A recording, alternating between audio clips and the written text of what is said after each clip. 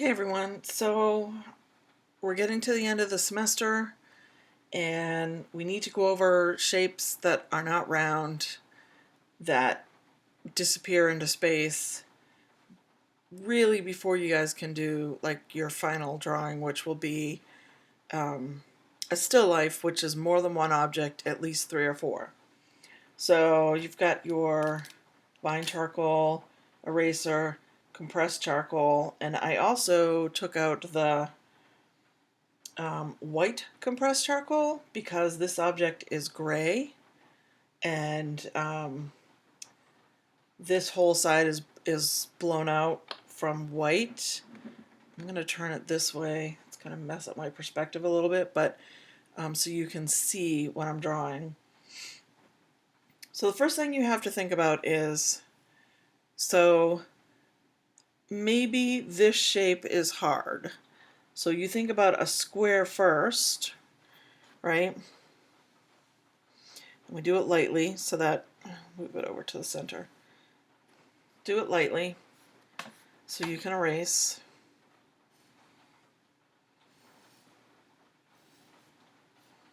And adjust.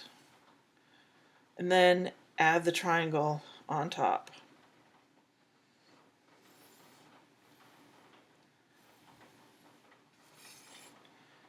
And erase, whoops.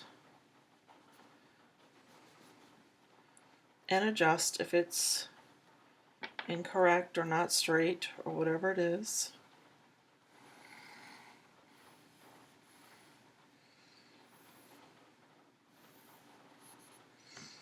Okay, and now you have to imagine that as this goes backwards, it's going to get smaller. And so it's going to sort of go back in space like this. Actually, it'd be more like that, I think.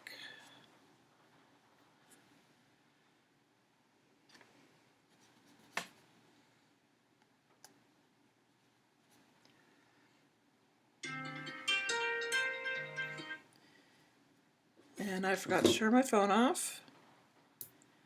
Okay. So as you can see, this is going to be the darkest part. This is going to be middle tones, right? So if you do objects that have color to them, you assign the tones to them first, and this is going to be the tones that are more white or blown out. And I'm just going to sort of do this quickly. I did this one earlier, and that took me an hour-ish because I was really taking my time, and it still needs a lot of work. But I always like to go in with my vine first and just sort of like redefine the shapes again, and the lines, and then smudge in. And then I will go back and add my darks after. Remember, the last thing we do is the darks. And because this is going to be the lightest part, I'm going to leave that for right now. I'm taking my compressed charcoal, right, so the darker dark. And now I'm starting to kind of add those in, because I know this is where I want a lot of the darker tones to be.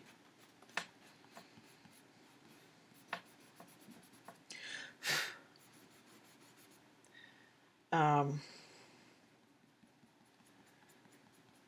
if you need to pull your tones, even though it erases a little bit, or to pull the charcoal a little bit, I like to use my eraser and then smudge it and then go back in. So it's a lot of back and forth, a lot of adding tones, dark to light, even in this one space. And it's a lot of trying to sort of clean up and keep your edges sharp, at least as sharp as you can. And then I'm going to go do this side, and then I'll go back and add my darkest after. So that's compressed. This is the vine, which is a softer charcoal and erases easier. So the interesting thing that's different for this, besides your round objects, is that this has edges, and it will always have edges, right? So those are always going to be the darkest.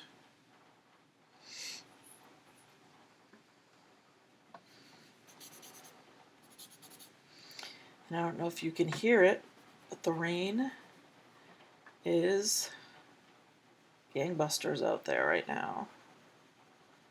So what better thing to do on a rainy day than to draw?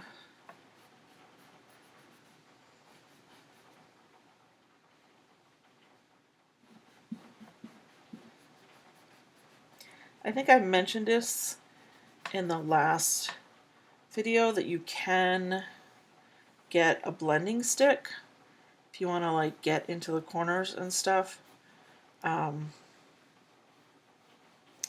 The other thing you can do is like take a piece of paper towel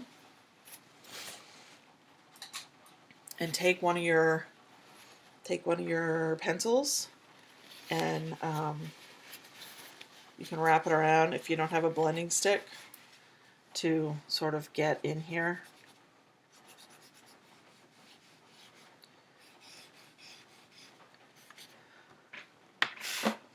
A little better.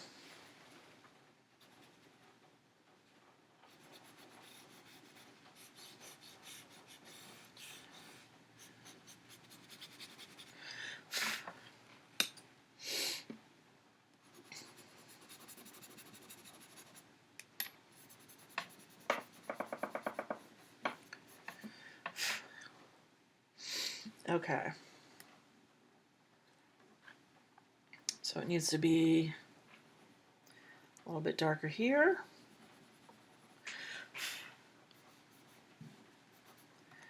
And it needs to be a little bit lighter up in here. So I'm just going to pull my charcoal like that and then go back over and blend a little bit.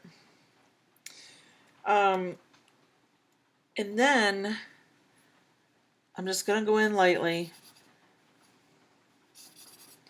and add the compressed charcoal again, which is the softer charcoal.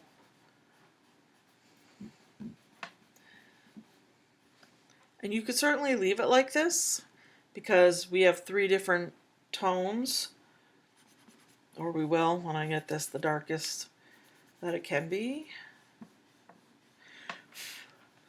Or this is where you can go in with your white compressed charcoal and add this in.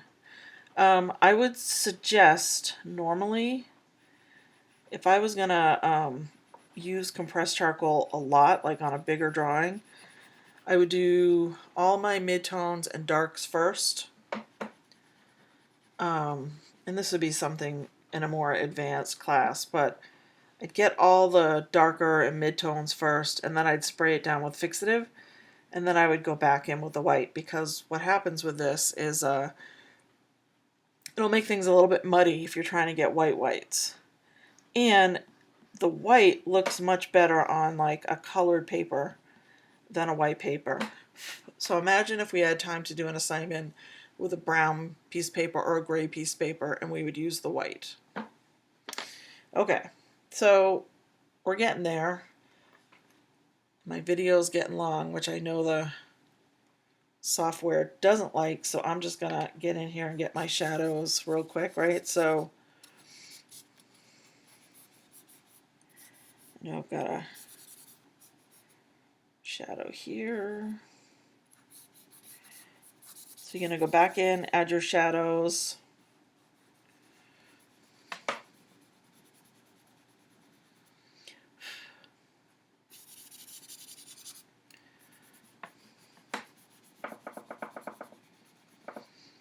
Get your darkest darks under here.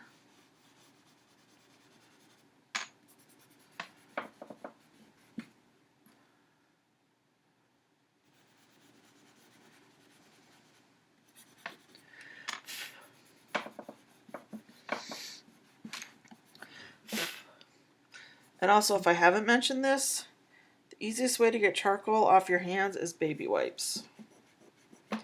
So if you got babies at home, it is the easiest way. Alright, so it's not perfect, but you sort of get the idea. Now, let's say you've gotten all sorts of smudges and you can't get rid of them, and you've got like this mark here and you're like, oh, I can't get rid of that. You've tried to erase and it's left a mark and you want your paper to be more clean. There is one thing that other artists will do, and that is like kind of vignette in your piece, which is basically like gray tone the background.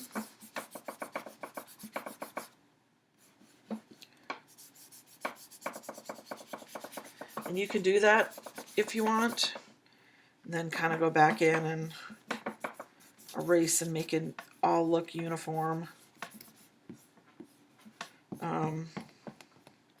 It also tends to help define the edges